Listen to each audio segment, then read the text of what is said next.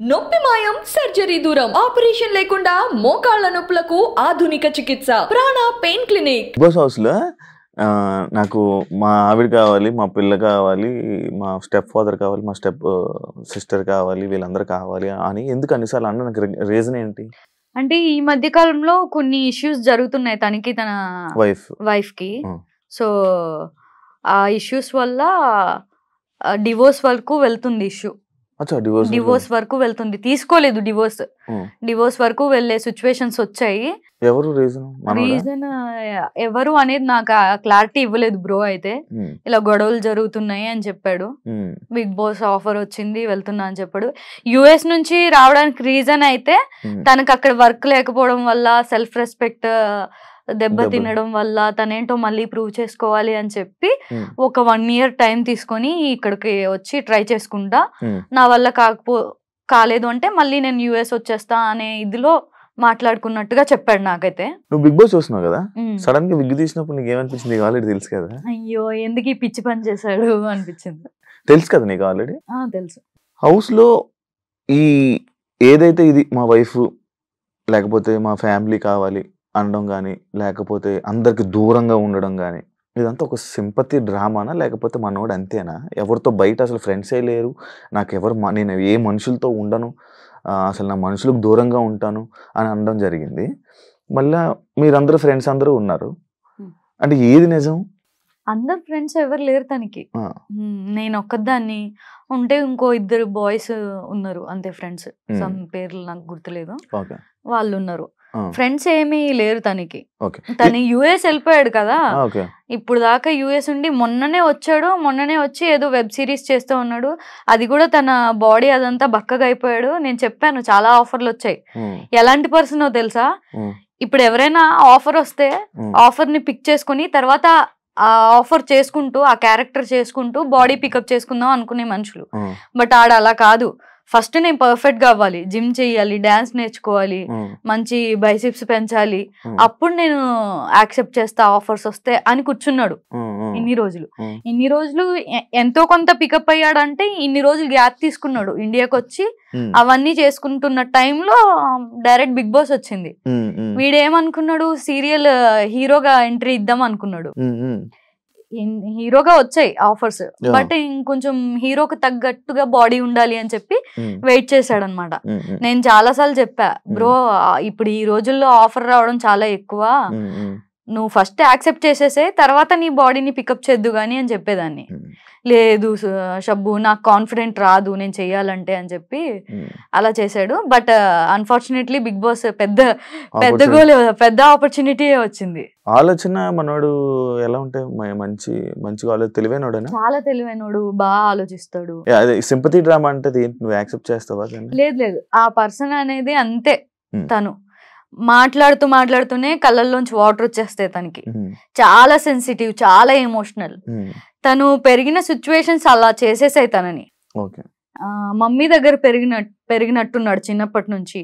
Mummy చనిపోవడం, తర్వాత తాతయ్య, ఇంకా చెప్పేవాళ్ళు ఎవరు లేరు. డాడీ ఫస్ట్ డాడీ చనిపోయారు. సో డాడీ లేకపోవడం, మమ్మీ లేకపోవడం, తాతయ్యతోనే ఉండడం, ఒంటరితనం, ఆ బాధ, మమ్మీ చనిపోయిన సిచ్యువేషన్స్, డాడీ చనిపోయిన సిచ్యువేషన్స్, మేబీ వాళ్ళ స్టెప్ ఫాదర్ ట్రీట్ చేసిన సిచ్యువేషన్స్ కూడా అయి ఉండొచ్చు, అవి మనకు తెలీదు. ఫాదర్ టాపిక్ వచ్చింది. ఫాదర్ ఫుల్ బర్త్డేస్ కూడా చేసుకోవు, ఏవి అంత సెలబ్రేషన్స్ ఏమి ఉండవు, ఎప్పుడప్పుడు లోన్ ఫీల్ అవుతావు. ఫాదర్ అనగానే లైక్ ఏ స్టోరీ చేసినా బాగా కనెక్ట్ అయిపోతుంటావు. ఏంది కదా, నాకు చాలా ఇష్టం చిన్నప్పటి నుంచి డాడీకి వచ్చి. మా డాడీ అంటే భయం ఉండేది, అండ్ ఆయన అంటే రెస్పెక్ట్, కేరింగ్ అవన్నీ చాలా ఎక్కువ చూపించిన వ్యక్తి నా లైఫ్ లో. సో నాకు చాలా ఇష్టం మా డాడీ అంటే. ఎప్పుడు జరిగింది ఇదంతా? నేను 8th class లో ఉన్నప్పుడు ఆయనకి హార్ట్ అటాక్ వచ్చి చనిపోయారు. సో అప్పటి నుంచి మా అన్నయ్య చూసుకున్నాడు. పెళ్లి చేసుకుని మొన్ననే, ఇప్పుడు ఈ నవంబర్ వస్తే 2 years అవుతుంది. 2 years. అప్పుడు సోషల్ మీడియా ఫుల్ సార్, సబీనాకి పెళ్లి బాయ్ ఫ్రెండ్ అని. ఎలా ఉంది ఇప్పుడు? హ్యాపీయా? మొత్తం సూపర్ హ్యాపీ. ఎన్ని 7 years కదా? 7 years. 7 years. పాప బాబు ప్లానింగ్స్ ఇంకా టైం ఉంది, సెటిల్ అవ్వలేదు కదా. ఇంకా సెటిల్ అవ్వలేదని వెయిట్ చేస్తున్నా. లోటు కనిపిస్తుందా నాన్నలేని లోటు? చాలా. ఎప్పుడు కూడా ఆయన లేకుండా ఇన్ని సంవత్సరాలు ఎలా గడిచిపోయాయా అనిపిస్తుంది. చాలా కష్టం డాడీ లేకపోతే. ఒక ఫ్యామిలీ రోడ్డు మీద పడిపోయినట్టే. ఇంకా మా అన్నయ్య చూసుకున్నాడు కాబట్టి మేబీ మా నాన్నగారు ఉండుంటే ఈ ఫీల్డ్లోకి వచ్చేదాన్ని కాదేమో. మంచిగా చదువుకొని మంచిగా సెటిల్ అయిన వాళ్ళకి ఇచ్చి పెళ్లి చేసే వాళ్ళు ఈ పాటికి నాకు 2-3 పిల్లలు ఉండేవాళ్ళు. ఇంత నీకు బిజినెస్ చేయాలని కానీ లేకపోతే వీటి మీద చాలా ఇంట్రెస్ట్ అవును కదా, ఏదో ఒకటి చెయ్యాలి, బిజినెస్ చేయాలి, ఇది చేయాలి. ఒకసారి రంజాన్కి నువ్వు హలీం కూడా పెట్టడం జరిగింది. ఎందుకు బిజినెస్ అంత ఇష్టం, ఎందుకు అంత ఇండస్ట్రీలో ఉండి ఆ బిజినెస్ మీద ఎందుకు వెళ్తూ ఉంటావు నువ్వు? మా డాడీది నాకు కొంచెం మా నాన్నగారి పోలికలు, మా నాన్నగారి మ్యానరిజం అవన్నీ వచ్చేసాయి అనమాట. సో మా నాన్నగారు చేసింది రెస్టారెంట్ మా చిన్నప్పటి నుంచి కూడా.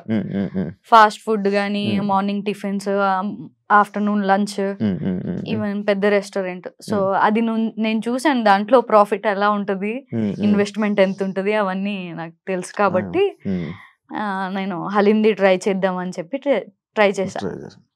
సూపర్, మంచి బిజినెస్ పర్సన్ అయితే. బట్ ఏమి నాకు చేత కాలేదు చెప్పాలంటే చేయడం. లాస్ అని కాదు, ప్రాఫిట్ అని కాదు, అలా కవర్ అయిపోయింది, పెట్టినవి వచ్చేసాయి. మూవీ కమిట్మెంట్స్ గురించి నువ్వు మాట్లాడు, ఎక్స్పీరియన్స్ చేసినట్టున్నావు కదా, ఏం దాని గురించి చెప్పు. అంటే స్టార్టింగ్ కెరియర్ లో బేసిక్ గా ఎక్కడైనా ఆడిషన్స్ జరుగుతున్నాయంటే వెళ్ళేదాన్ని ఆఫీస్కి. ఆఫీస్కి వెళ్ళినప్పుడు అక్కడ ఒక డైరెక్టర్, ప్రొడ్యూసర్ ఉండేవాళ్ళు, స్టోరీ చెప్పేవాళ్ళు. చెప్పి డైరెక్ట్ కమిట్మెంట్ ఉంటుంది ప్రొడ్యూసర్కి లేదా డైరెక్టర్కి అని డైరెక్ట్ అడిగేవాళ్ళు. అప్పుడు కమిట్మెంట్ అనే వర్డ్ కూడా తెలిసేది కాదు. అంటే సినిమాకే కమిట్మెంట్ అయిపోవాలని అనుకుంటేదండి, తెలిసేది కాదు. అప్పుడు తీసుకెళ్లిన కాస్టింగ్ డైరెక్టర్ వాళ్ళు ఉంటారు కదా, ఏంటి అని అంటే దానికి మీనింగ్ చెప్పేటోళ్ళు. అమ్మని అమ్మ ఎక్స్ట్రా మంది వేరే లెవెల్ ఉంటది కదా, ఎక్స్ట్రా చేయొద్దు, ఇలాంటి ప్రాజెక్ట్స్ మన దగ్గర తీసుకురావద్దు అని చెప్పి అప్పటి నుంచి మూవీస్ అంటే భయం ఉండేది.